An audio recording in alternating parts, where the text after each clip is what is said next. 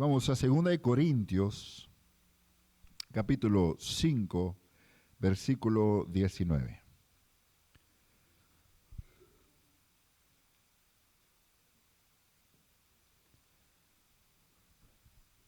Segunda epístola del apóstol Pablo a los Corintios, capítulo 5, versículo 19, que dice así: que Dios estaba en Cristo reconciliando consigo al mundo, no tomándoles en cuenta a los hombres sus pecados, y nos encargó a nosotros la palabra de reconciliación.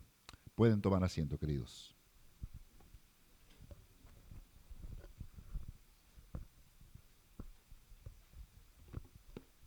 Muy buenos días. Bienvenidos a cada uno de los presentes a esta la casa del Señor en su santo día y para poder escuchar su santa palabra. Una de las cosas que los que han estado viniendo más tiempo recordarán, una de las cosas que personalmente he estado tratando de hacer es de que cada uno de los temas sea, ¿cuántas palabras? Una palabra. ¿Y cuál es la palabra de hoy? Reconciliación. ¿Qué es reconciliación? Reconciliación es reconciliarse. Le vamos a dar el título de maestro del año. Renovar una relación. Enmendar, reparar algo que se había dañado en cuanto a lo que es relación. Y cuando hablamos acerca de relación, la relación más grande para nosotros aquí en la tierra fue la relación que vemos en Génesis capítulo 1 y capítulo 2. ¿De qué nos habla Génesis capítulo 1 y capítulo 2? La creación. Y después de que Dios creó todas las cosas, dice Dios, he aquí todo era bueno en gran manera. Tan bueno era que Adán y Eva gozaban de una comunión directamente con Dios. Dios venía al huerto del Edén y allí se la pasaban, con el término regional, bien padre, bien a gusto. La cosa es de que entró una cizañita allí que creo que le pusieron de nombre, pecado, lo cual hizo separación entre Dios y la humanidad.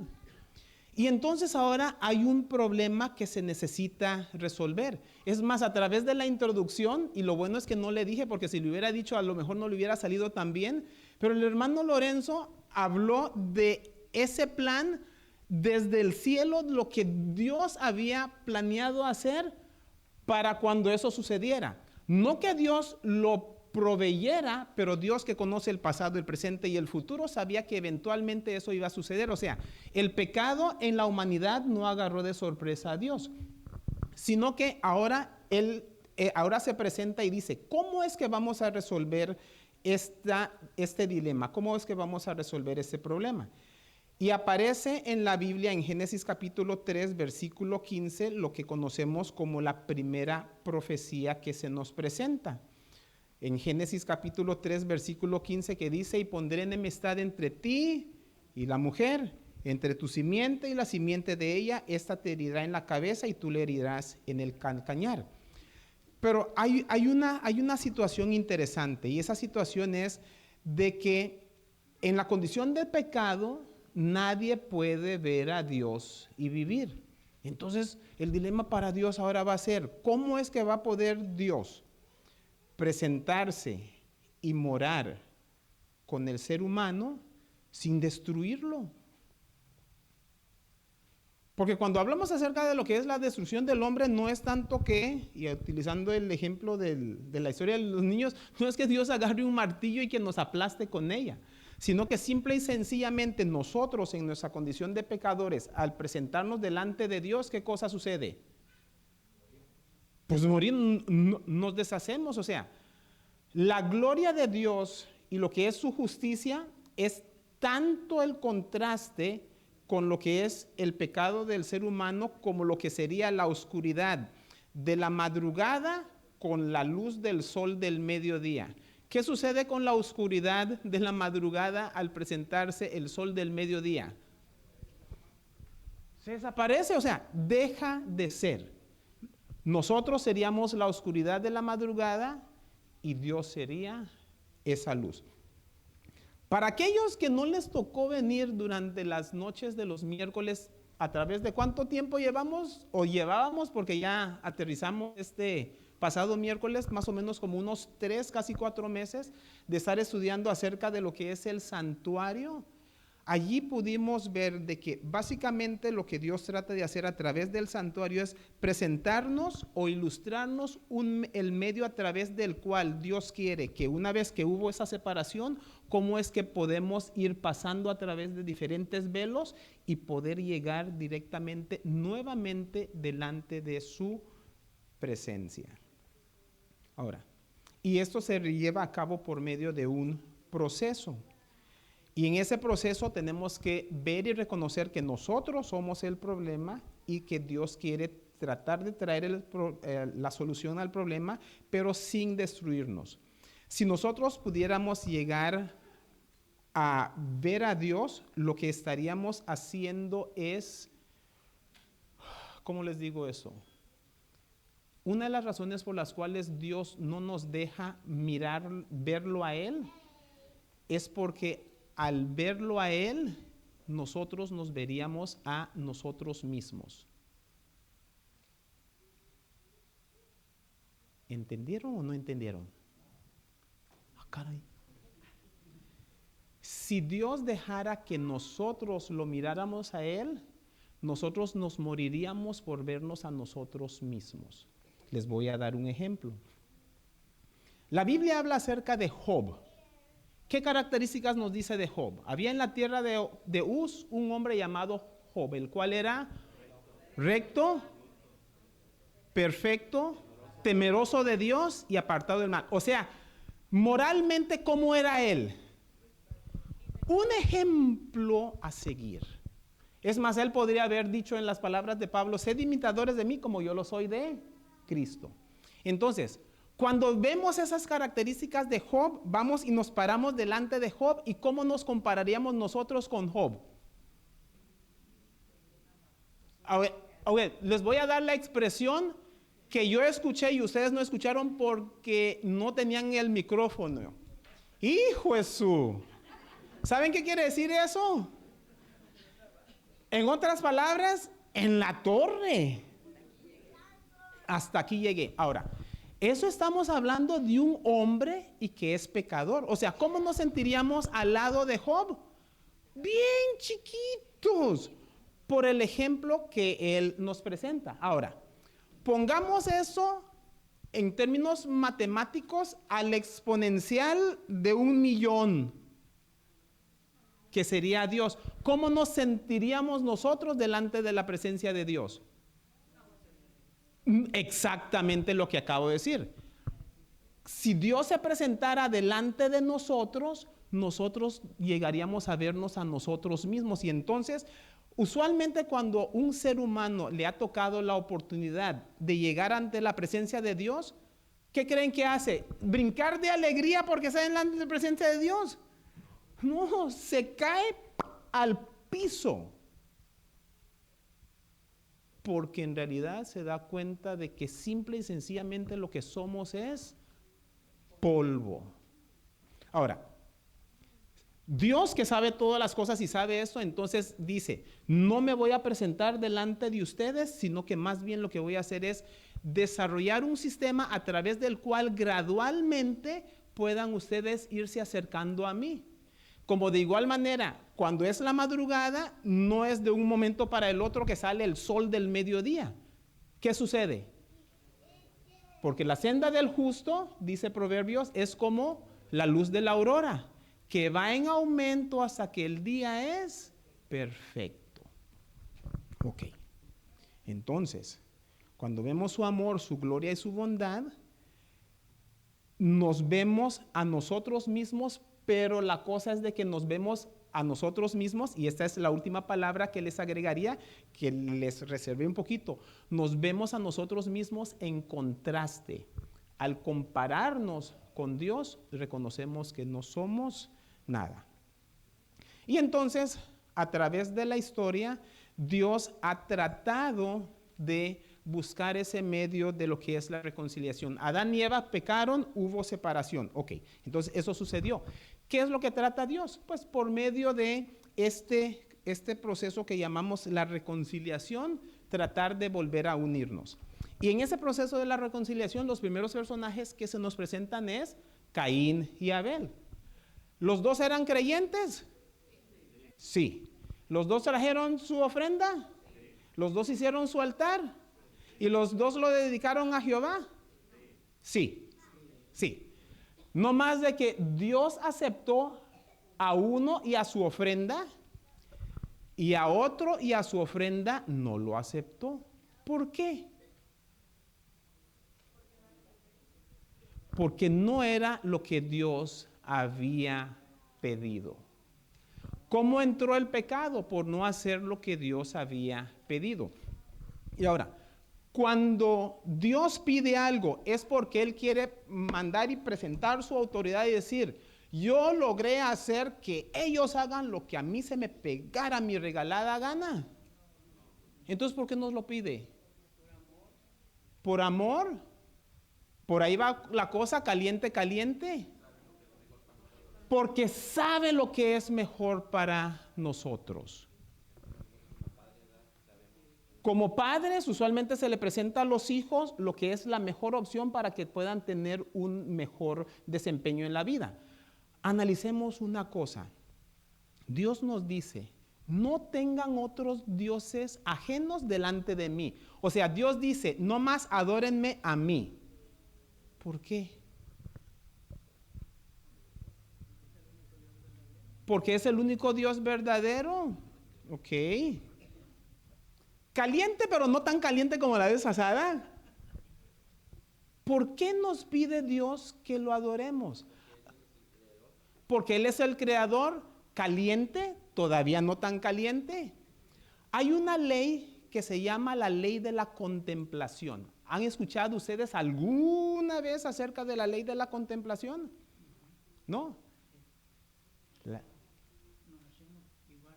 Nos hacemos iguales a lo que contemplamos. Exactamente, eso se quemó. ¿Por qué nos pide Dios que lo adoremos solo a Él? Porque de esa manera vamos a ser mire, vamos creciendo en imagen, contemplando a Jesús, y vamos siendo transformados de gloria en gloria hasta su... Si nosotros adoramos a cualquier otra cosa, adivinen qué nos vamos a convertir. En lo que contemplamos. Esa es la ley de la contemplación. Ahora, ¿por qué nos pide Dios que lo adoremos solo y exclusivamente a Él? Porque Él quiere que lleguemos a ser lo más cercano a Él posible.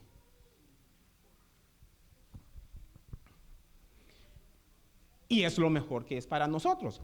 Y entonces, cuando Caín no obedece a lo que Dios le pidió que hiciera, decidió él no seguir en el camino que Dios había ya establecido.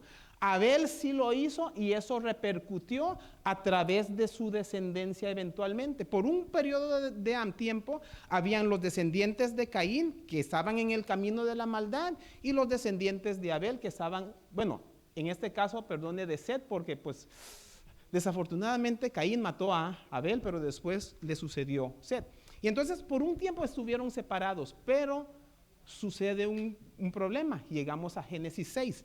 Y en Génesis 6 dice que comenzaron a ver los hijos de Dios que las hijas de los hombres eran hermosas. Iba a decir guapetonas, pero es hermosas lo que dice la Biblia. Y entonces comenzaron a mezclarse. Pero eventualmente más adelante dice que llegó un tiempo en donde el designio del pensamiento de los hombres era solo y de continuo el puro, ¿qué cosa? Mal. Ah, caray. Entonces llega el tiempo en donde Dios, no queriendo necesariamente, tuvo que hacer ¿qué cosa? Intervenir. Algunas personas dicen: ¿por qué fue Dios tan reacio al presentar el diluvio y destruir a toda la humanidad. ¿Por qué? ¿Se han puesto a preguntar ustedes por qué Dios destruyó a toda la humanidad?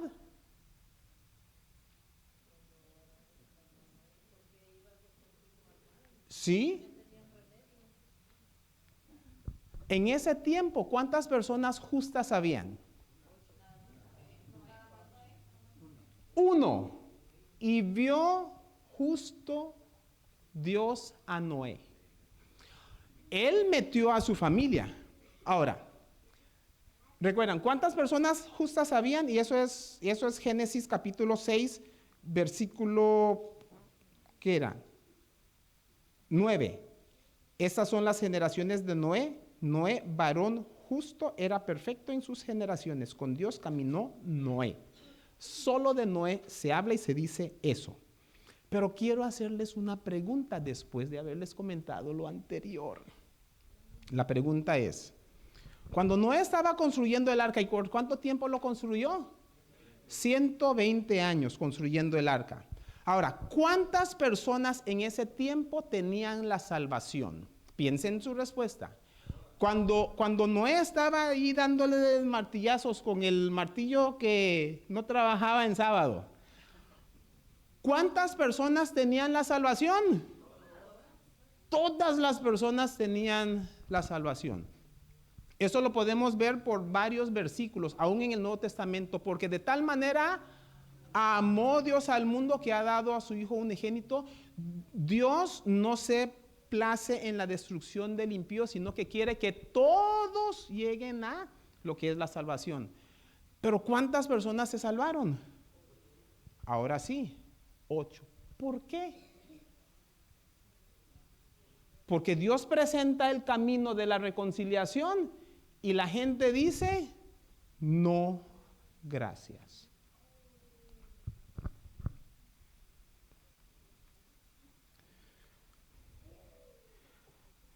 Vamos a ver un par de versículos más para recalcar este punto. El primero de ellos sería en 2 de Pedro capítulo 3 versículo 9, el cual nos dará un poco de pie para la continuidad de lo que es el mensaje. 2 de Pedro capítulo 3 versículo 9, que dice, el Señor no retarda sus promesas, según algunos la tienen por tardanza, sino que es paciente para con nosotros, no queriendo que ninguno se pierda, sino que todos procedan al arrepentimiento. Y el otro sería en 1 de Timoteo capítulo 2, versículo 4. 1 de Timoteo 2, 4. Que dice, el cual quiere que ¿cuántos? Todos los hombres sean salvos y vengan al conocimiento de la verdad. Hay una filosofía o una teoría, diría yo, en el mundo cristiano bastante general. No sé si ustedes lo hayan escuchado alguna vez, y es la teoría de la predestinación. ¿Sí han escuchado acerca de eso? ¿Hay alguien que no haya escuchado de la teoría de la predestinación? Ok. Por amor a la persona que levantó la mano, vamos a mencionar lo siguiente. La teoría de la predestinación básicamente dice, Dios está en control de todo y Dios es el que antes de que sucedan las cosas diga, esto es lo que va a suceder, esto es lo que no va a suceder. Por lo tanto, aún en esa teoría se metería el concepto de que Dios es el que es el responsable de la introducción del pecado en el mundo. Problema ahí. Número 2. Dios dice, ok, a usted lo voy a crear y usted se va a perder. A usted le voy a crear y usted se va a salvar. Usted se va a salvar. Ah, qué bonito. Usted se va a salvar. Ustedes todos se pierden. Básicamente es lo que dice eso. Ahora, habría mucho problema con el concepto bíblico. Porque ¿qué nos dijo 1 de Timoteo 2:4? Dice, el cual quiere que los predestinados, no, dice, que todos los hombres sean salvos y vengan al conocimiento de la verdad. Es más, aún eso lo podemos ver en el llamado de Abraham. cuando Dios le da su bendición a Abraham, le da su bendición y le dice, en ti serán benditas ¿quiénes?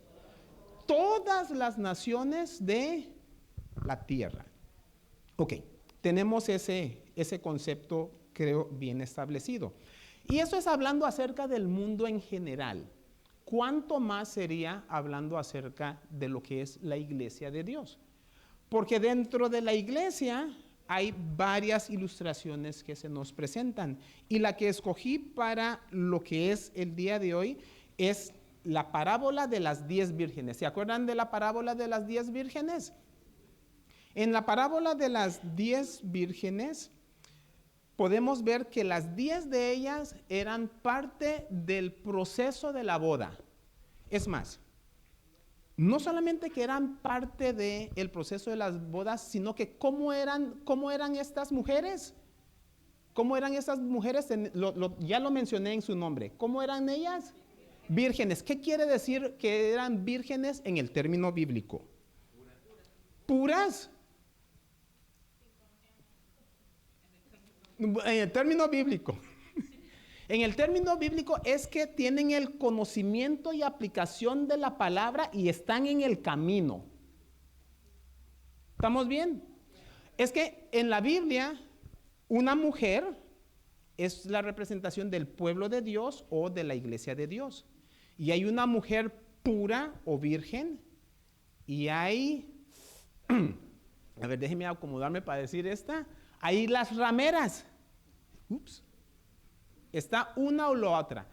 Y las que se presentan en la parábola, ¿cómo eran ellas? Vírgenes, o sea que son puras. Están en el mensaje y están en el camino de Dios comparado con las rameras que andan mezclándose con... Por ahí vamos, ok. Pero esa es la idea. Okay. Y cuando hablamos acerca de la iglesia pura y virgen, ¿dónde esperamos que terminen todas?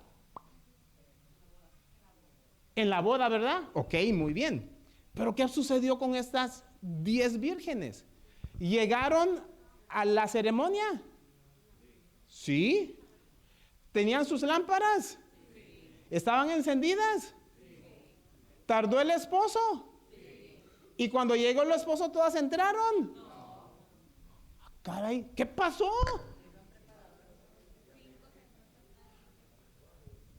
Allí al final hubo una pequeña división. Y la división es de que 5 de ellas tenían aceite extra, preparadas para la demora. Y 5, pues se nos olvidó. Pero la Biblia nos dice, más bienaventurado es dar que recibir. Regáleme de su aceite.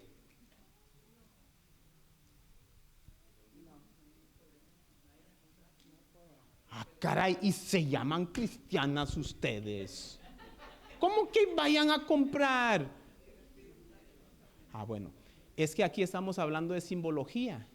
Y ese aceitito es una representación del Espíritu Santo y más específicamente es relacionado con el carácter de la persona. Hay algunos que dicen, yo soy de carácter fuerte, así soy yo y pues ni modos. Pues vaya comprándose otro carácter antes de que llegue el esposo, si no, aunque sea virgen, le va a tocar quedarse afuera. Hay ciertas cosas que no se pueden compartir.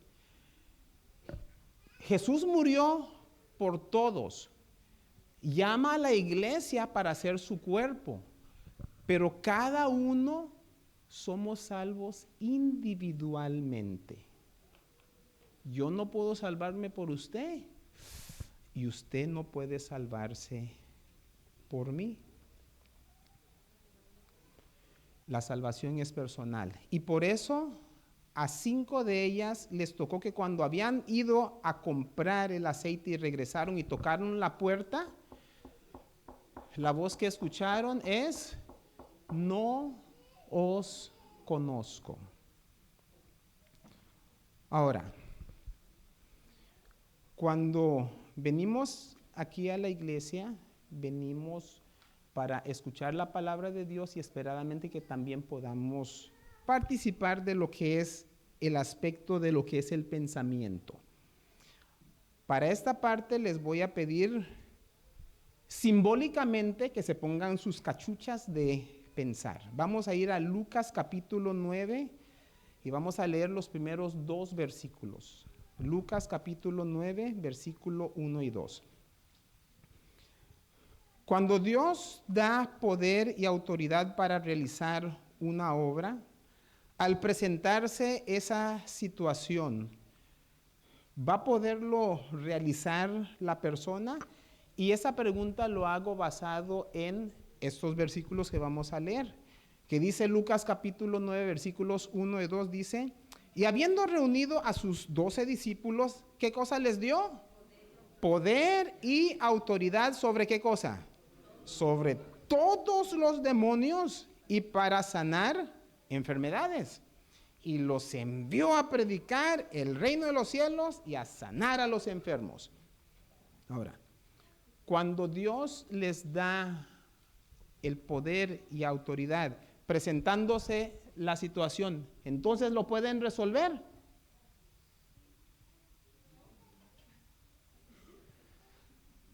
Porque les pedí que pensaran, lo están como que sí, no, tal vez. Cuando Dios nos da el poder y la autoridad, ¿podemos ejercerla y se resuelve?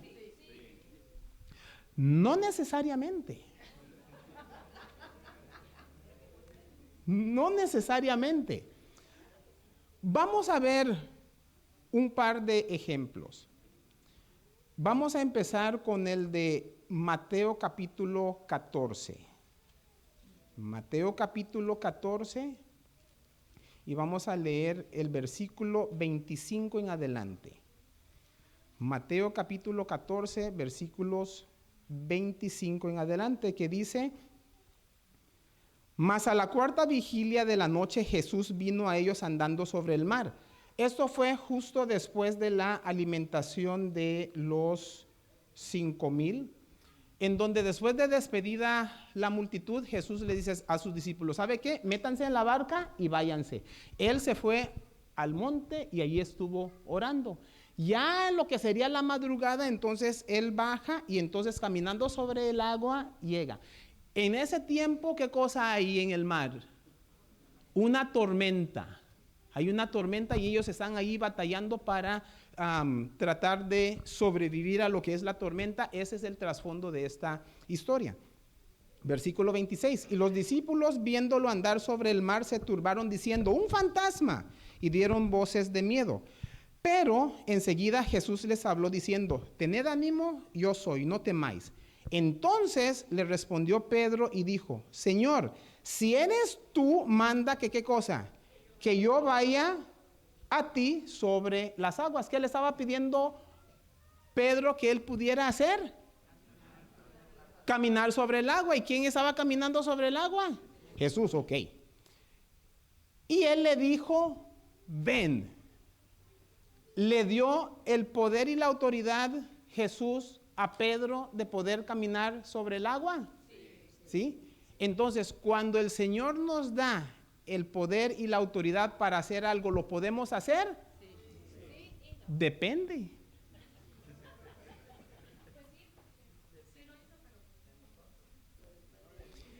Vamos a seguir leyendo. Y dijo: ven, ok. Y descendiendo Pedro de la barca, ¿qué cosa? Andaba sobre las aguas para ir a Jesús. O sea, hasta ahí vamos bien. Pero al ver el fuerte viento, tuvo miedo y comenzando a... ¿Usted ha tratado de caminar sobre las aguas? No me diga que no, porque todos lo han tratado de hacer. ¿Y qué le pasa? Se hunde. ¿Y qué le comenzó a suceder a Pedro? Comenzó caminando sobre el agua.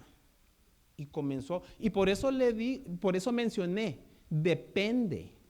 Él comenzó con la fe que se necesitaba, pero después, quitando los ojos de Jesús y poniéndolo en las circunstancias, comenzó a tener. por lo cual comenzó a y hundirse. Ahora volvamos al original donde estábamos, en Lucas capítulo 9. Habíamos leído el versículo 1 y 2, en donde nos dijo que Jesús les dio el poder y la autoridad.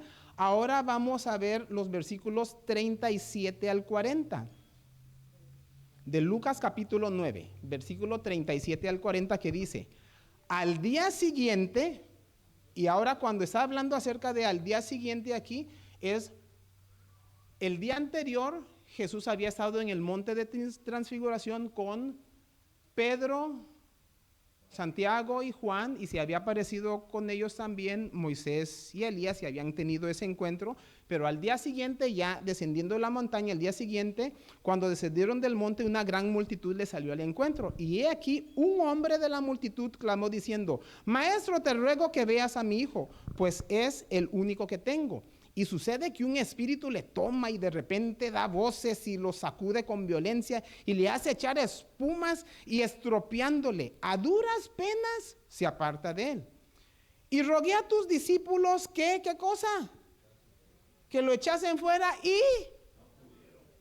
Ok. Al principio del capítulo habíamos leído, y por si acaso no se acuerdan, se los voy a volver a leer. Versículo 1 dice: y habiendo reunido a sus 12 discípulos, les dio poder y autoridad sobre todos los demonios y para sanar enfermedades. Y este padre lo trae y dice: pues lo traje con ellos y ellos no pudieron. ¿Les había dado la autoridad y poder? ¿Pudieron? Ah, ya ve por qué les decía. Depende. Ahora, yo tengo la ventaja sobre ustedes. Yo preparé el tema. Así que yo tengo todas las respuestas. Pero eso es lo interesante con esto. Porque con la situación de Pedro, de lo que nos dimos cuenta es de que con Pedro, él comenzó caminando y después sucedió que se estaba hundiendo. Pero comenzó a hundirse porque tuvo miedo, perdió la fe. La Biblia nos dice: sin fe es imposible agradar a Dios. Y un señor, y este mismo señor del que estamos hablando, después Jesús le pregunta: ¿usted cree que lo puedo sanar? Creo, ayuda a mi incredulidad. Incredulidad es algo que nos afecta a todos. Si usted hubiera sido Pedro, muy probablemente usted también se estaría hundiendo.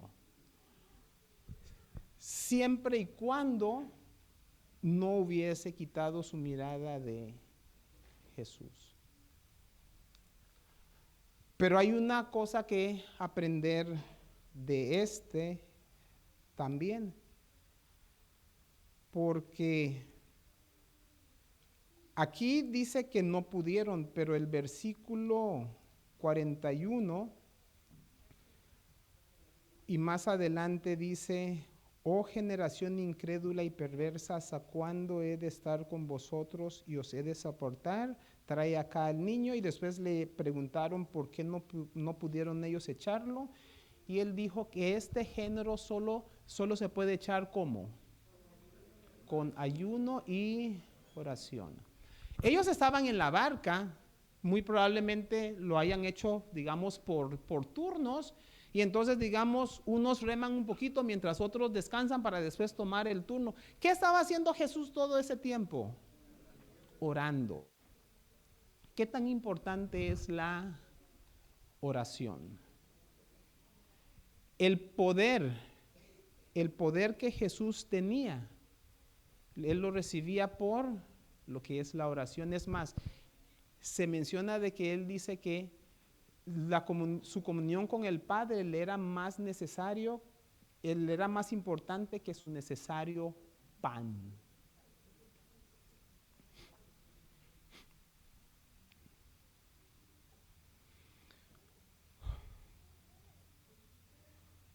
Y ahora venimos a lo que es nuestro tiempo.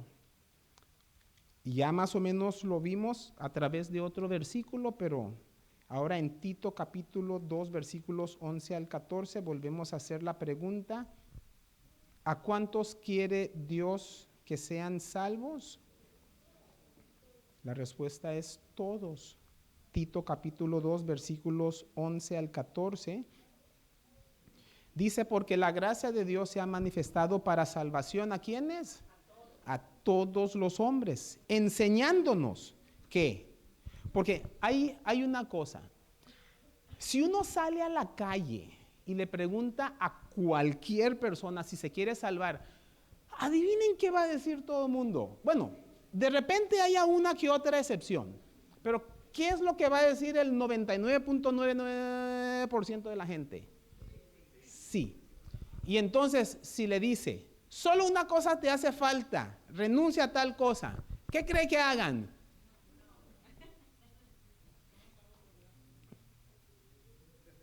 Esa es una. De repente van a decir, somos salvos por gracia, así que no necesito nada. Aquí nos dice que Dios quiere que todos nos salvemos, y versículo 12 dice, enseñándonos que ¿qué cosa? Renunciando. ¿Qué es renunciar? Dejar, abandonar. Es más, probablemente ese es un lenguaje un poquito más dócil, porque ¿sabe cuáles eran las palabras de Jesús? Jesús dice, si alguien quiere venir en pos de mí, es necesario que haga 3 cositas. Dice, niéguese a sí mismo. Eso es darse una cachetada en cada lado y después con el puño darse uno en la frente. O sea, no hacer lo que yo quiera. ¿Cómo? Niéguese a sí mismo. Y si eso fuera poco, dice, tome su cruz. Ah, caray, o sea, ¿hay que llevar una carga? Pues sí. Y después de eso, ¿qué hago? Ok, sígame.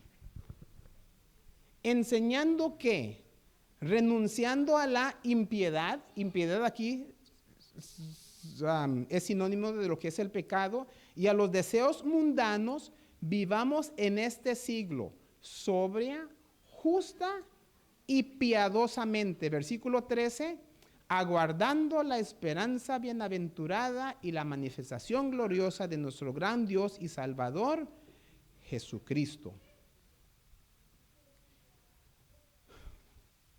Reconciliación. Dios estaba en Cristo reconciliando consigo mismo al mundo. Para terminar, vamos a hacer un pequeño ejercicio mental. Y en este ejercicio mental les voy a pedir que utilicen su imaginación. Si yo les digo elefante, ¿qué se les viene a la mente? Un animal grande. Orejón. ¿Ah? Una trompa bien grande. Ok.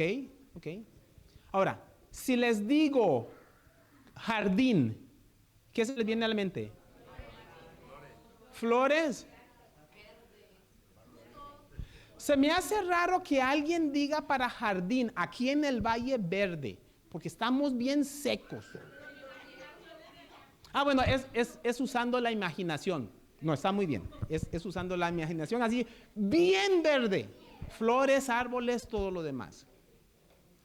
Si les digo carro, ¿qué se les viene a la mente? Llantas, llaves, ¿eh? Metal, aunque ahorita son más de fibra sintética. Carreras, bien aventada la hermana, no anden manejando cuando ella esté en la calle. Ahora, ¿qué sucede si yo les digo, qué se les viene a la mente cuando les digo salvación? Cristo, cruz, brazos abiertos, vida eterna, perdón, sufrimiento, sacrificio. Y saben que muy frecuentemente la mente de las personas en el mundo está relacionado con todas y muchas más de las otras cosas que mencionamos antes. Y que a pesar de que al haberles preguntado si querían salvarse, y la mayoría, casi todos dicen que sí, en lo que menos tendemos a mantener nuestra mente y pensamiento es relacionado con esto, a lo que se nos llama el día de hoy y a través de nuestras vidas, es de que, en primer lugar, nosotros tengamos los ojos en Jesús como autor y consumador de nuestra fe. Pero de igual manera que ayudemos a otras personas también para que ellos puedan mantener su mirada allí. Porque recuerda que eventualmente, así como sucedió con lo de las 10 vírgenes, puede ser que estemos viniendo, puede ser que tengamos la lámpara, pero con el paso del tiempo, la llamita como que quiere ir apagando. Hay que tener el aceite extra para aguantar la demora, para que cuando Él llegue, se abre la puerta y entren, nosotros también podamos tener la oportunidad de entrar. Pero para eso, necesitamos usar las manos. 4:97. Dios nos dio unas manos para servir a algo. ¿Para qué van a servir las manos? No se los voy a decir yo a ustedes. Ustedes me lo van a decir junto conmigo. Y no sentados, sino que les voy a pedir que, colocados en pie, entonemos el último himno. Cada himno en realidad es un mensaje, un sermón. Ya escucharon el primer tema. Ahora ustedes, junto conmigo, van a dar el segundo tema, bien cortito del día, pero al punto.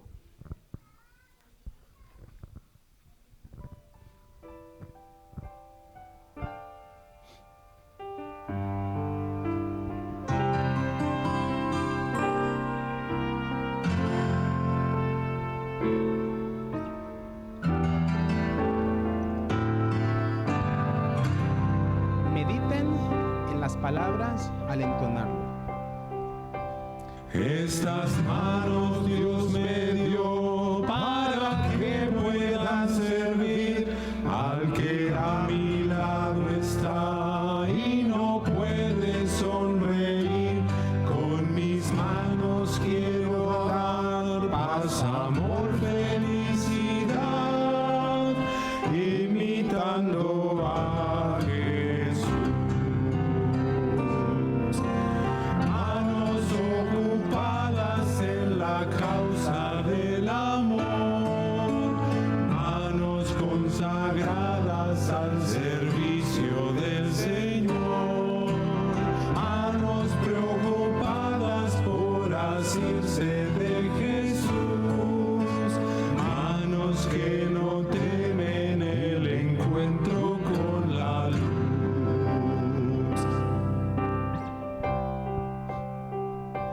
Estas manos se unirán a las de mi Salvador, demostrando así el poder que mi vida transformó.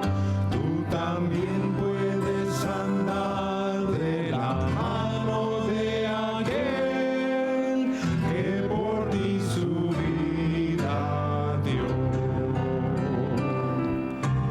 Manos ocupadas en la causa del amor, manos consagradas al servicio del Señor, manos preocupadas por asirse de Jesús, manos que no temen el encuentro con la luz.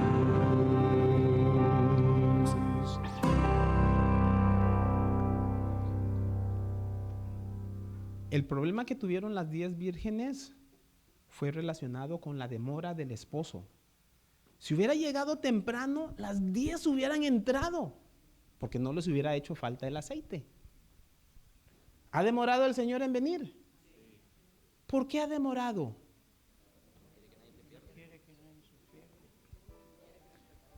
Suena muy bonito. Pero hay algo más arriba de eso. Sí, no quiere que nadie se pierda, pero es por culpa suya y mía, claro está.